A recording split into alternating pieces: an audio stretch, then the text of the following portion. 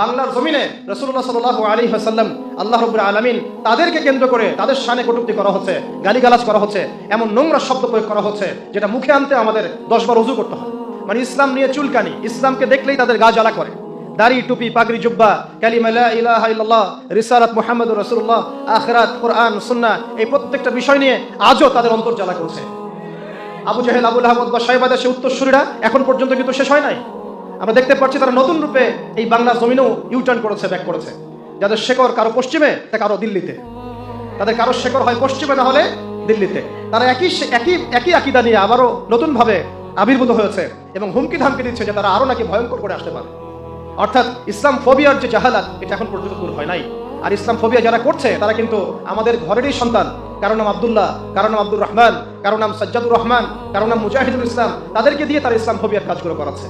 আপনারা একটু খেয়াল করে দেখবেন, বাংলার জমিনে রাসূলুল্লাহ সাল্লাল্লাহু আলাইহি ওয়াসাল্লাম আল্লাহ রাব্বুল আলামিন তাদেরকে কেন্দ্র করে তাদের শানে কটূক্তি করা হচ্ছে, গালিগালাজ করা হচ্ছে, এমন নোংরা শব্দ প্রয়োগ করা হচ্ছে যেটা মুখে আনতে আমাদের 10 বার ওযু করতে হয়।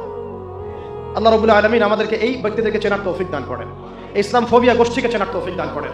এবং ইসলাম ফোবিয়ার মধ্য দিয়ে তারা ইসলামপন্থীদের উপর যে জুলুম, যে নির্যাতন, নিপীড়ন নিয়ে এসেছে, এইটাও আয়ামে জাহিলিয়াতের সাহাবীদের উপর নির্যাতনের সমান না হলেও অন্তত সেই সুন্নত তারা অনুসরণ করছে। আজও দেখবেন আপনারা ইসলামপন্থী দাড়ি টুপিওয়ালা মানুষদের, ওলামায়ে কেরামদের এক একজনের কাঁধের উপরে 10টা করে 20টা করে মামলা ঝুলছে। কেউ গুম হয়েছিল, কেউ খুন হয়েছে, কেউ ক্রসফায়ারে গিয়েছে, কারো পরিবারের উপর জুলুম এসেছে, নির্যাতন এসেছে, কারো অর্থ সম্পদ লুট করা হয়েছে, কারো তো স্ত্রীকে রোজা ভাঙিয়ে ধর্ষণ পর্যন্ত করা হয়েছে, কারো স্ত্রীকে রোজা ভাঙিয়ে ধর্ষণ পর্যন্ত করা হয়েছে। এগুলো কোনো ব্যক্তির প্রতিকৃতি নয়। আমি বারবার বলছি, এগুলো কোনো ব্যক্তির প্রতিকৃতি নয়, এগুলো হচ্ছে পুরো একটা জালেম সিস্টেমের প্রতিকৃতি। এগুলো নির্দিষ্ট কোনো ব্যক্তির উদাহরণ, নিদর্শন নয়, বরং একটা সিস্টেমের নিদর্শন। এরকম ব্যক্তি একজন নাই, হাজার হাজার হাজার হাজার আছে এই সিস্টেমের মধ্যেই। এখন পর্যন্ত তারা বহাল পদে, এখন পর্যন্ত বহাল তরবিয়তে তারা বহাল পদে আছে এবং অপেক্ষার প্রহর গুনছে যে কবে এইসব দিন চলে যাবে, আবারও সেই জাহালাত ফিরে আসবে। তারা নতুন রূপে এসে, ভয়ঙ্কর রূপে এসে আমাদের উপর আবার আগ্রাসী মনোভাব চালাবে, আগ্রাসী ভূমিকা রাখবে, ইসলামকে চিরতরে মিটিয়ে ফেলবে।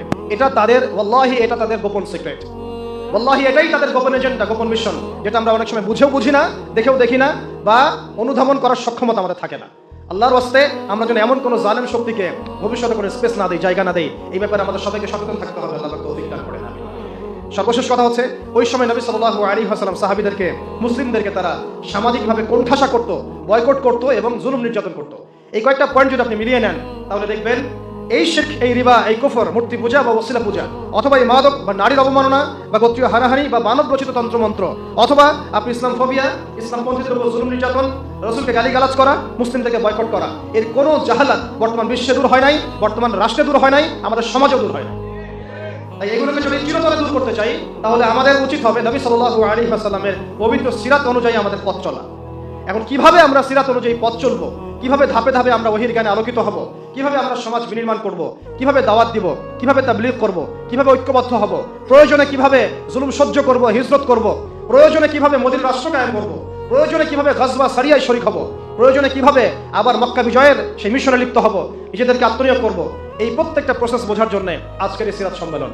এই সিরাত সম্মেলনের মধ্য দিয়ে আমরা নবী সাল্লাল্লাহু আলাইহি ওয়াসাল্লামের পবিত্র সিরাত মোবারক থেকে জানবো, শিখবো এবং বুঝবো কিভাবে নবী সাল্লাল্লাহু আলাইহি ওয়াসাল্লাম আল্লাহ পাকের ওহীকে হাতে নিয়ে আল্লাহর জমিনে আল্লাহর দ্বীনকে কায়েম করেছেন।